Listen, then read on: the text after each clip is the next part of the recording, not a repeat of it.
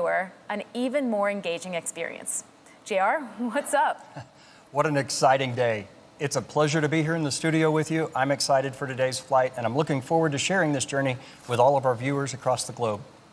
Now, today's flight is in collaboration with the Italian Air Force and the National Research Council. The mission is called Virtute 1, both an acronym for Volo Italiano per la Ricerca e la Tecnologia Suborbitale, or Italian Flight for Suborbital Research and Technology, and the Latin word for virtue that is also in the Italian Air Force motto, Virtute Siderum Tenes, with virtue to the stars.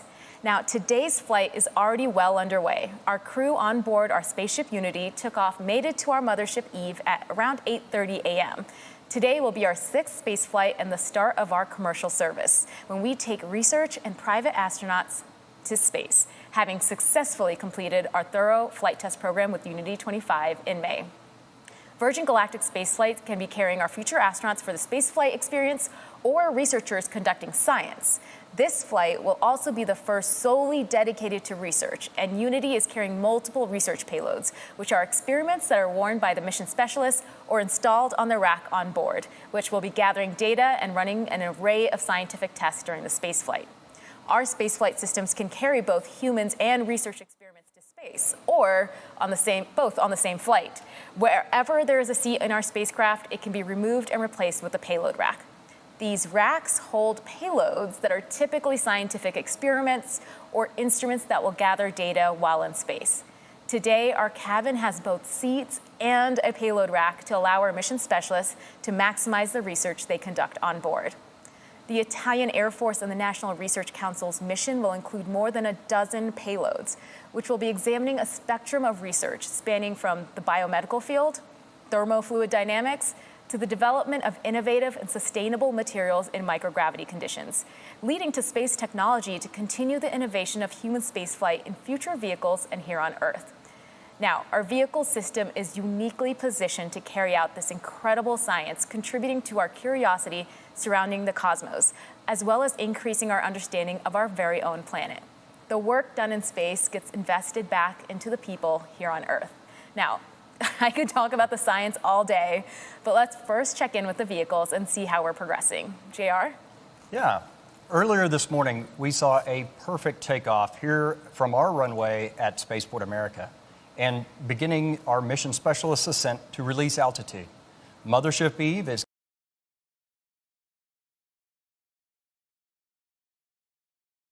today is 45,000 feet. In addition to a launch altitude, we'll also be releasing at a designated launch point within the airspace.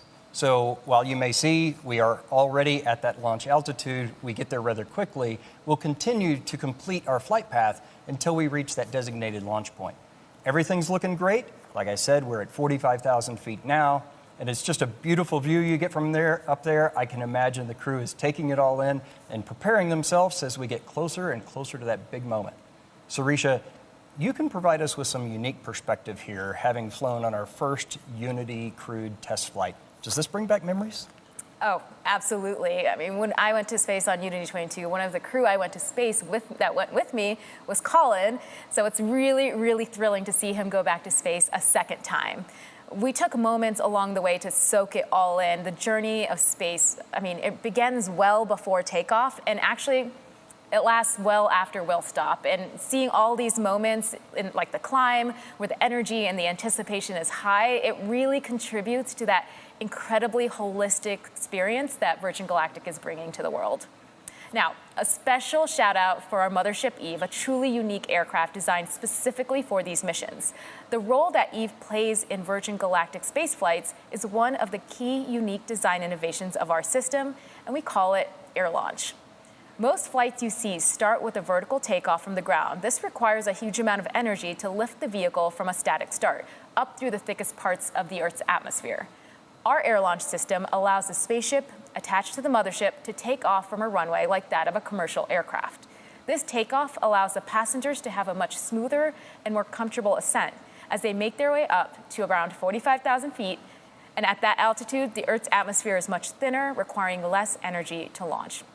At our designated launch point, our mothership releases the spaceship, the rocket motor ignites, and our crew begin their rapid and exciting ascent towards space. Now, speaking of the crew, let's see who's on board today's flight. Our pilots at Virgin Galactic don't just fly the vehicles, they're deeply embedded in every decision we make surrounding their development. Having our pilots ingrained into every facet of our vehicle operations allows us to get a dual perspective. They work alongside our engineering teams on a daily basis to ensure that we're able to optimize our vehicles' performance, combining the learnings they get from flying them with our knowledge and data on the ground, providing the unique insight that helps us continually progress and enhance our vehicle operation. And today, we have a few familiar faces and, of course, some new ones too. Let's begin with the folks who are supporting today's flight in the chase plane, giving us visuals on the spaceflight system while airborne. In the chase plane, we've got Dan Alix, who has completed over 2,600 hours of flying, logging most of his time in F-16s and F-35s. In Mothership Eve today, we have Jamil Janjua, who's completed over 4,000 flying hours in more than 48 different vehicles throughout his career that spans over 20 years in the Royal Canadian Air Force. Jamil is joined by Kelly Latimer, who has logged more than 6,700 hours in her 32-year flying career. The crew of the spaceship have a unique structure for CRM, or Crew Resource Management. The left seat pilot is the commander, and the right seater is referred to as the pilot. But the commander and the pilot have specific actions that they perform in the execution of a spaceflight. Crew Resource Management improves safety in operations by emphasizing effective communication, teamwork, and decision-making among the crew members, leading to enhanced situational awareness and the prevention of errors. So commander of Spaceship Unity today is astronaut Mike Masucci, who recently passed more than 10,000 hours of logged flight in a career that has put him in the cockpit of more than 80 different types of aircraft, including the U-2 and, of course, our very own Spaceship Unity. Mike's family comes from a small town near Avellino in the Naples area of Italy. Piloting Unity today is Nicola Pacile, one of the 5 Italians on board today. He has completed over 6,500 hours in over 150 different types of aircraft. Pacile serves for 20 years in the Italian Air Force, initially as a fighter pilot and later as an experimental test pilot. Nicola was born in Udine in the region of Friuli in northeast Italy. As you can see, our passengers today will be flown into space by some of the most accomplished and experienced pilots in the world. Now, joining our mission specialist in the cabin is our astronaut instructor and fellow Unity 22 crewmate, Colin Bennett. In his role, as this is our first dedicated research mission, he'll be calling out cabin instructions and mission phases while evaluating to continually improve our customers' experience. And of course, joining Colin in the cabin of Spaceship Unity today are incredible 3 mission specialists. First, we have Walter Villadei of the Italian Air Force, commander of the Virtute 1 mission. Colonel Villadei is a space engineer and cosmonaut that will be serving as today's mission lead. His role will be to tend to the rack-mounted payloads during the weightlessness portion of today's flight. He will also be wearing cutting-edge smart suit that will measure his biometric data and his physiological responses. Next up, we have Angelo Landolfi, who is a physician for the Italian Air Force. Lieutenant Colonel Landolfi will be conducting tests that measure cognitive performance in microgravity. He will also be activating syringe payloads from his seat that will investigate how certain liquids and solids mix in microgravity. Our third mission specialist is Pantaleone Carlucci, who is an aerospace engineer and researcher for the National Research Council. Carlucci will be wearing sensors that examine heart rate, brain function, and other human performance metrics in microgravity, and will also be conducting these experiments from his seat. All 3 are contributing to exciting research and technology development with unique experiments. Once cleared to unstrap, 2 mission specialists will likely stay seated to conduct their work, while Walter will be unstrapped, tending to experiments in the back. Now, JR, let's take a break and get an update from our crew who's on Eve and Unity. Certainly. So, Sarisha, I've just heard from our MCC that the L-10 checks have been accomplished and complete. We are about 8.5 minutes right now away from release. Now, if you're just joining us, L-10 means we're approximately 10 minutes out from the moment Mothership Eve releases Spaceship Unity, and this is based on the estimated time of arrival to the release point. So again, as JR said, timing may vary a little, but as the closer we get to the release point, the more accurate the estimate becomes. Yeah. So up until L-10, Eve is in full mothership mode, carrying Spaceship Unity to altitude and providing her with electrical power, system heat, cabin pressurization, and that includes conditioned air cooled on the ground in hot summer days like today, and heated at high altitudes to keep our pilots and passengers comfortable. At L-10, Spaceship Unity switches to her own battery power for avionics, that's the electrical systems on board, and control systems, and performs a series of checks, electrical checks, feather system checks, flight control checks, and more. Unity and Eve have their own intercom, so the pilots in each vehicle are coordinating with one another during these checks. What's exciting about Virgin Galactic's spaceflight system is that it's powered by truly innovative tech while it also being a piloted system, being flown by some of the best and most experienced pilots in the world. And that's one of the reasons why we're able to attract the incredible team that we have. They get to pilot a spacecraft that's arguably one of the most unique vehicles in the world. Thanks, JR. At Virgin Galactic, we believe in the power of curiosity. It is the driving force that compels us to wonder, to constantly ask questions, and to relentlessly seek the answers. Let's hear from some of the team about how curiosity is propelling the second space age. At Virgin Galactic, we believe in the power of curiosity.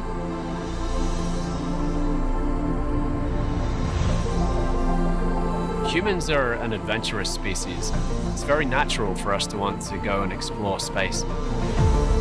But we have an opportunity to be at the very birth of routine access to space. It's going to be transformative. This first commercial flight is a research mission conducted by the Italian Air Force, featuring human researchers and payload experiments. We're able to further the technologies and the research that end up helping to better human life here on Earth.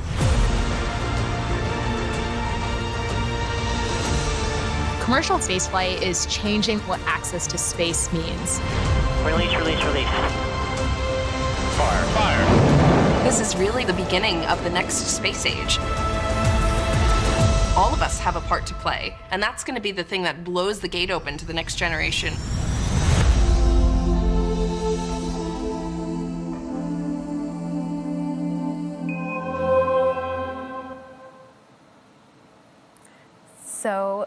So inspiring. I can't wait to see where our shared curiosity takes us next. The Italian Air Force and the National Research Council have definitely used their curiosity to fuel their exciting experiments being conducted on board today. They are using the suborbital space lab to the fullest. One of the experiments being conducted on board today is the neuroplasticity experiment. This is a passive experiment consisting of cell culture flasks containing human neural cells in cultures that will fly in a pocket of the researcher's flight suit. The experiment will test the ability to maintain stem cells in culture during suborbital flight and test the early effects of hypergravity, or high Gs, and microgravity, or low Gs, on neuroplasticity, which is the ability for cells to adapt to their environment. Data from this flight will be used for insight into physiology and pathology, but also be used to investigate biological processes for human spaceflight future missions, and to study and develop new agents for therapeutic purposes for people here on Earth. Now, this is just one of many experiments on board for this mission the crew will be looking after. And speaking of the crew, JR, can we get an update? Yeah, so we're about 4 minutes out currently at this point, and the pilots are ensuring the spaceship is in the launch configuration after going through the various L-10 checks, confirming that all the settings are go for launch. This is also when Spaceship Unity will isolate the air supply from Eve and prime the rocket motor by opening the backup oxidizer valve. Once these actions are complete, the pilots will seek clearance from the MCC, that's shorthand for the Mission Control Center, for release. So MCC it consists of experts from various disciplines and departments across the company, and they're verifying checks with our crew every step of the way. I don't know about you all, but I can feel the anticipation building just watching the screen. I can only imagine what it would be like to be on board right now. It must be incredibly exciting. Exciting is definitely an understatement at this point. You're just anticipating the release. I can't imagine what the crew is feeling. And they're anticipating the release and really everything that happens afterwards. So maybe, JR, you could give us a quick overview of the profile? Yeah, after release, the crew lights the rocket motor, and Unity's trajectory to space begins in that horizontal release position before turning towards space, a maneuver we call the gamma turn. The rest of the rocket motor burn will occur in the vertical, and everything after release through the completion of the rocket motor burn is called boost. boost is only one of multiple phases of flight that our unique system experiences. After boost is feather. Now, sometimes when we say feather, we mean the tails of the spaceship, and sometimes we're referring to moving these tails into what we call the feathered configuration. It can be confusing, but I'll try to be clear what I mean when I say feathered today. So, due to the law of conservation of momentum, feathering the vehicle, that's rotating the tails to 60 degrees, causes the cabin of Unity to start a backflip maneuver as it approaches our next phase, apogee. And this backflip is a key part of the experience because it maximizes the view of the Earth below. Our pilots use the RCS, that's a reaction control system, to hold the spaceship in that attitude. And then at the right time, the pilots will again use the RCS to continue that backflip all the way around. This prepares the vehicle for re-entry. In the feathered configuration, the vehicle presents a large area of the wing to the atmosphere, allowing our system to burn off energy while still high in the thin atmosphere. And then after re-entry, the feather is once again lowered and locked, turning Unity into a glider. It's in this configuration that the pilots will fly back to Spaceport America in what we refer to as the glide phase. You see, our system is capable of acting like a capsule when that's most beneficial, and acting like a glider when that's most beneficial. Now, MCC's in my ear, they're telling us we're 1 minute away from release. Our next set and our last set of checks before release are L-30, that's 30 seconds to release, and Spaceship Unity pilots will arm the launch pylon, and once we get to that designated launch point, the mothership pilots will engage the release, setting Unity free. Meanwhile, the spaceship pilots will push forward on the stick all the way, preparing for a release. We're now approximately 20 seconds from release.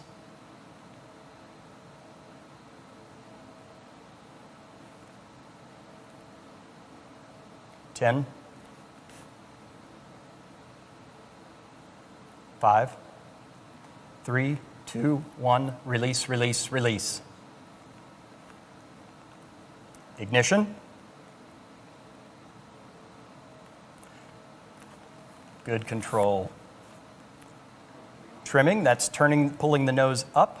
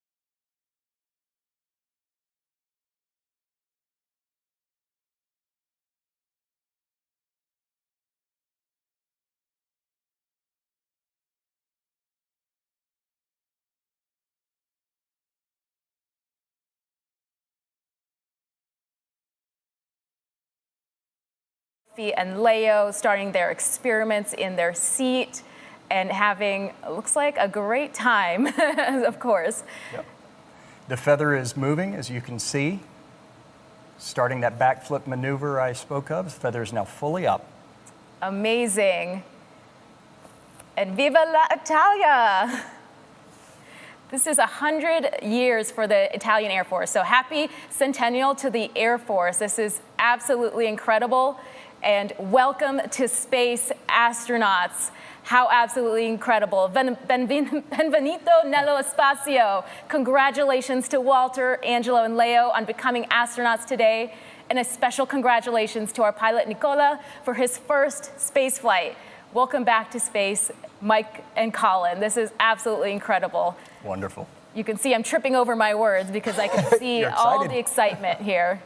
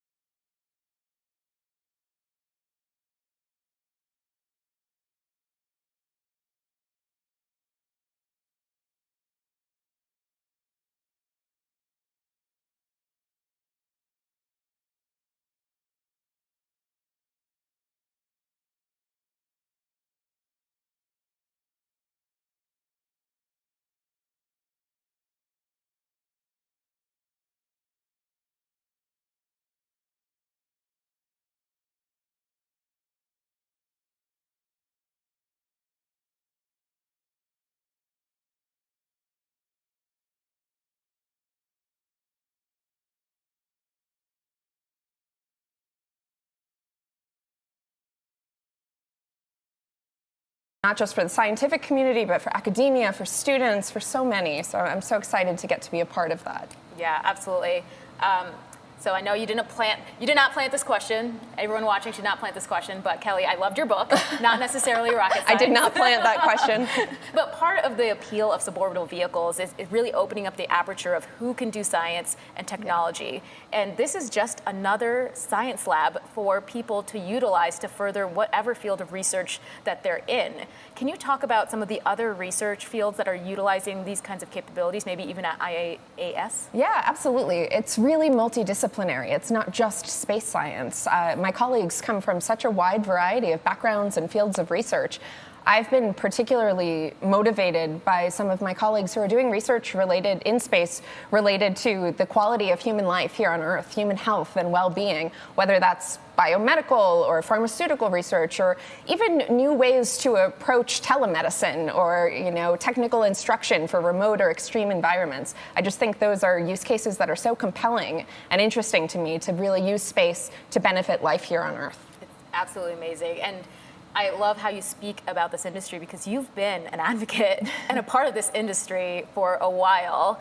And can you talk about what drew you to the commercial space side? Yeah, absolutely. I have long been an evangelist for the commercial spaceflight industry, and I've really been inspired by it. I have a deeply rooted belief in the potential of this industry to open up access to space, to truly democratize access to space, certainly for science communities and for the research community like myself and the crew of Galactic 01. But also for civilians of all disciplines. I really do believe that the space age is a broader cultural movement and that our next giant leap will require the talents of artists, engineers, and everyone in between. Space is our shared past and our shared future, and that's why I wrote not necessarily rocket science.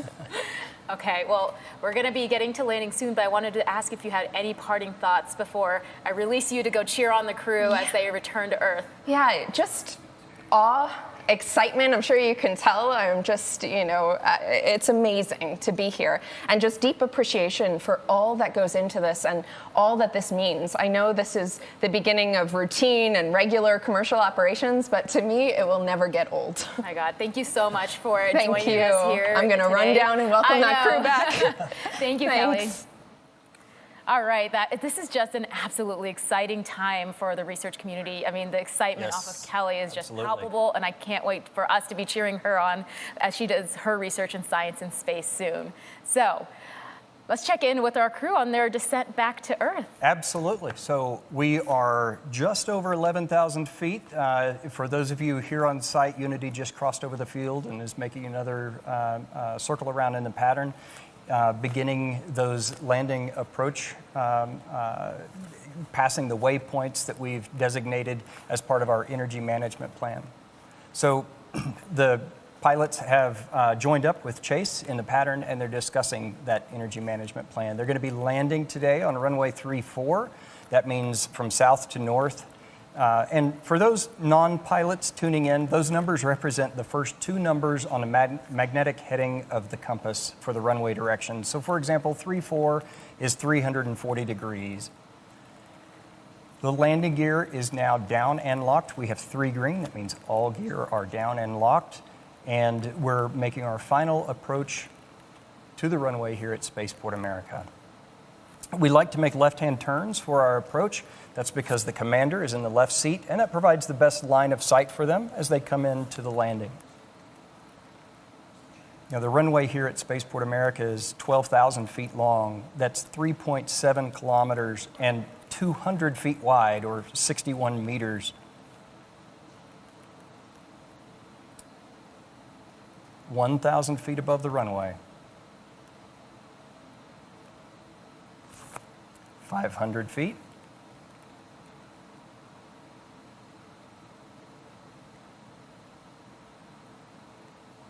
Over the threshold, that's the beginning of the runway. And you'll see the pilots hold the nose up. That's a flare maneuver, all part of the energy management. Main gear touchdown.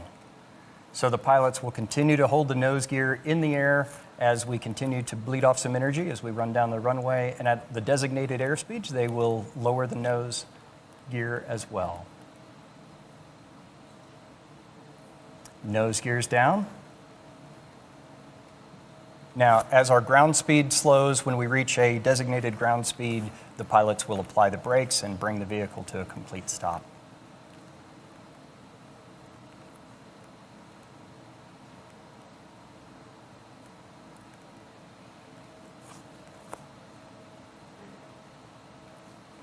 All right, braking now.